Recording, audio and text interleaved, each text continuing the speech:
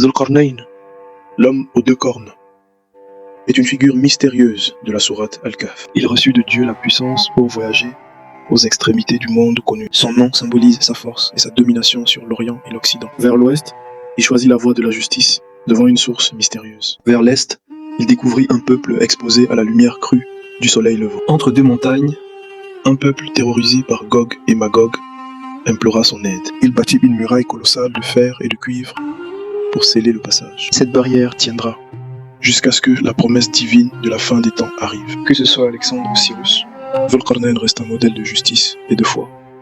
Le récit de Zulqarnayn dans le Coran est une leçon de sagesse sur le pouvoir juste et la responsabilité morale. À l'ouest, il atteignit le lieu où le soleil semble se coucher dans une source sombre, une image symbolisant les limites du monde connu. Vers l'est, il rencontra des peuples vivant simplement, sans protection contre l'ardeur du soleil, illustrant la diversité des civilisations. Son œuvre la plus célèbre reste la muraille de fer et de cuivre, érigée pour protéger les faibles contre les peuples destructeurs de Gog et Magog. Zulqarnayn refusa toute richesse matérielle, affirmant que son autorité venait de Dieu, se distinguant ainsi des conquérants avides de gloire. Ce récit nous rappelle que toute puissance humaine est temporaire et doit être exercée avec justice devant le destin divin. L'histoire de Zulqarnayn dépasse le cadre classique pour influencer de nombreuses traditions mondiales. Ce roi voyageur, guidé par une foi inébranlable et une justice rigoureuse, est un modèle de dirigeant qui protège les faibles. Sa célèbre muraille contre Gog et Magog symbolise la frontière fragile entre l'ordre et le chaos.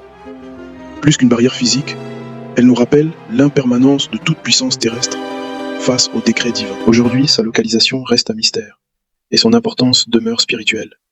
Un rappel que la force n'a de sens que lorsqu'elle est au service du bien. Zulqarnayn reste ainsi une figure énigmatique, située entre l'histoire sacrée et le mystère de la fin des temps.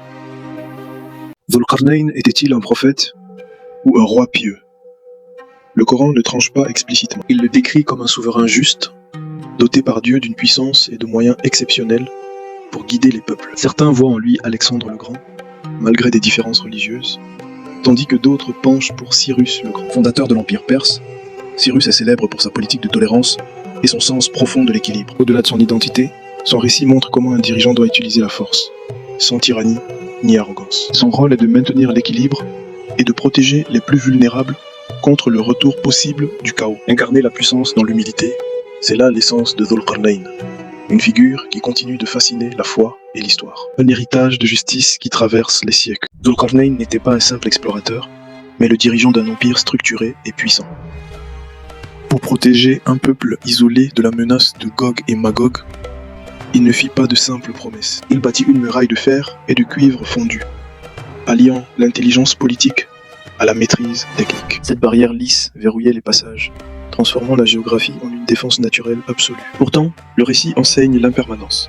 Aucune œuvre humaine, même la plus solide, n'est éternelle. Zulqarnayn demeure ce symbole unique de sagesse et de puissance, soumis à une force bien plus grande que l'histoire.